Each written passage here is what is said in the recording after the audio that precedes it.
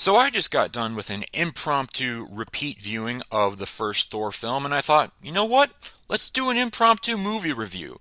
So that's what I'm going to try to do today. Looking at the first Thor film, 13 years after its debut, our very first introduction to Chris Hemsworth's Thor, Tom Hiddleston's Loki, Natalie Portman's Jane Foster, Anthony Hopkins as Odin, so many great characters that are being introduced to the MCU here.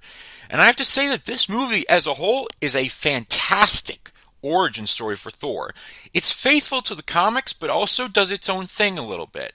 We have Thor portrayed by Chris Hemsworth, who comes off as very arrogant, very self-righteous, very hot-headed, and that leads him to doing some reckless things that endanger the safety and security of Asgard that lead to his banishment to Earth. Now, this banishment is not like the comics, where it was a very long time and he was given a mortal form of Donald Blake. No, that doesn't happen this time.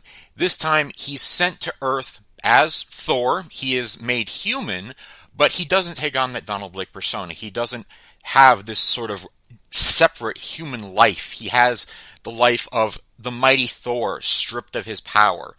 And that is a deviation from the comics, but I think it works well in this story because this film is meant to tell Thor's origin story in just 2 hours. So having a short form version of the banishment is something that I think is effective and useful and wise for this particular story. Now, of course, this is Chris Hemsworth's big debut as Thor, and he does a great job. The arrogance that Thor has comes off very strong. The strength of the character and the self-confidence comes through very much. And he also has a great emotional range. One of my favorite moments in the film is basically the pivot of the whole thing and the pivot of Thor's personality when he is unable to pick up Mjolnir, when he is unworthy of his hammer, of his power. And the emotion, the raw distraught that is seen on Thor's face, that's all Chris Hemsworth, and that is an amazing feat of acting that really no one else, I think, achieves in this film. And of course, he does the action very well. It's very clear that he's taking this seriously, and the action between him and the Shield agents, between him and the Jotuns, between him and the Destroyer, between him and Loki, all of it is really well done. Chris Hemsworth really brings about a very, very believable version of Thor. Not quite as Shakespearean as comic book Thor, but still mixed in with that world of fantasy and mixed in with that idea of these cosmic beings that humans worship as deities. And so Chris Hemsworth does an amazing job in this film, just introducing us to Thor, who of course goes on in the MCU to become one of the biggest characters that we know.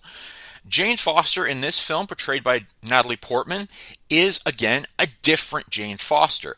This is not the nurse that we see in the comics. This is Jane Foster, the astrophysicist. This is Jane Foster, the scientist. And I think this is a good change from the comics. It helps tie her and Thor together much more easily with this newer adaptation of his origin. And Natalie Portman, in my opinion, delivers a great performance as Jane Foster. Her chemistry with Hemsworth, overall pretty decent. I wouldn't say it's like Andrew Garfield, Emma Stone, Amazing Spider-Man level good, but the moments that they share together, I definitely feel. Especially when they're on the rooftop of the Smith Motors building with the bonfire, just sitting on those chaise lounge chairs. And there's a moment where Thor is drawing in Jane's book. He's drawing Yggdrasil, and Jane just looks at him, and Natalie Portman just sells this look of just like, all men out there, just find yourself a woman who looks at you the way Jane Foster looks at Thor. And that was something really well done, and I thought it's a very brief moment, it's a subtle moment, but it's one that really caught my eye, and it was absolutely fantastic. And of course, this is Tom Hiddleston's big introduction as Loki. And I will say, Tom Hiddleston's acting in this film as Loki is very good. You never quite know where he's going to go next. Though I will say that in terms of plot, I feel that Loki's plan maybe is a little bit convoluted and maybe doesn't really make a whole lot of sense. Now, maybe that's not necessarily a criticism of the film. Maybe his plan isn't supposed to make sense because he is growing more and more unhinged in this film, so he's not exactly making the smartest decisions. So maybe that's not exactly a criticism. Maybe that's what the writers and director Kenneth Branagh were going for. That could be the case. I will say that Loki is obviously the most iconic villain in the MCU. This is a fantastic introduction for him, and he's very much portrayed with three dimensions. He's portrayed with this he feels left behind because he is not the one who ascended to the throne. He feels lied to because his background was kept from him by Odin, and he feels just all of this pain and all of this anger towards Odin, towards Thor, towards the universe in general. And that's what drives him in this film. And I think that the way Tom Hiddleston acted that, and I think the way that the film portrays it, gave Loki a very believable position and made him a very believable villain. Even if, though, again, his plan was a little bit, iffy, you still knew that this is a Loki who was hurting, and this is a Loki that definitely needed a hug. Loki needed a hug in this film. Now, in terms of the overall plot of this film, it really goes on balancing two different settings at the same time. It balances Asgard and Earth, with Thor being the connection between the two. Asgard has its supporting cast, Earth has its supporting cast, and you would think that one would overshadow the other, but that really isn't the case here. Kenneth Branagh and the writers and the team and everyone behind the film really do a great job of keeping us invested in both sides of the story, while also pushing Thor forward in his narrative that does connect the two. And both supporting casts are very strong. We see Sif and the Warriors 3 on the Asgard side, and we see Jane Foster, Darcy, and Eric Selvig on the Earth side. And both supporting casts have their own dynamic characters. Jamie Alexander, Sif, Ray Stevenson, rest his soul, portraying Volstagg. They were the two standout ones from Sif and the Warriors 3 that I got. They had the most personality, I felt, and they had the best moments. On the Earth side, I've already talked about Jane Foster. Kat Dennings as Darcy Lewis. I love Kat Dennings as an actress, so I'm inclined to like her in anything that she's in.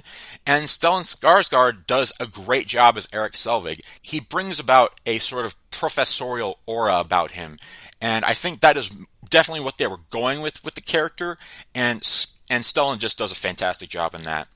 The action in this film, very strong. The sequence on Jotunheim with the battle between Thor, Sif, Warriors 3, and Loki versus the Jotuns, that was very strong. The visuals were solid. Lots of great stuff to look at in this film. The raw action between Thor and the S.H.I.E.L.D. agents on Earth, that was really fun to watch. That was probably my favorite action sequence of the entire film.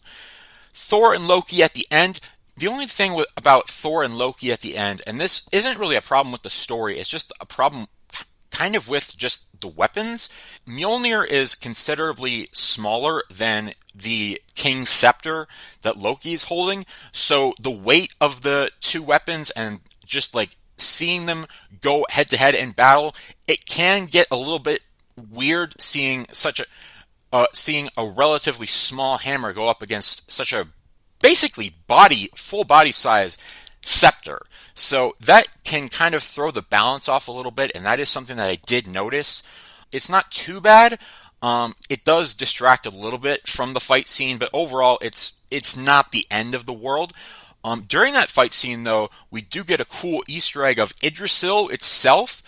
We see Thor draw it in Jane's notebook during their scene together on Earth. But we do also get Loki sort of freezing the Bifrost and its branches into Yggdrasil itself, and that was a very cool Easter egg. Other Easter eggs in the film, Thor's whole superhero look is not very much inspired by Jack Kirby. It's much more inspired by the J. Michael Straczynski, Olivier Coipel version from the 2007 Thor run, and J. Michael Straczynski actually makes a cameo in this film as himself trying to lift Thor's hammer. It's a pretty cool moment, and if you're a comic book fan like me, that was a pretty cool Easter egg to see. Other Easter eggs, obviously the Eternal Flame. There's a quick shot of an Infinity Gauntlet in Odin's war room. Obviously, the casket of ancient winters plays a big role in this film as the source of Jotunheim's power. That's really cool to see.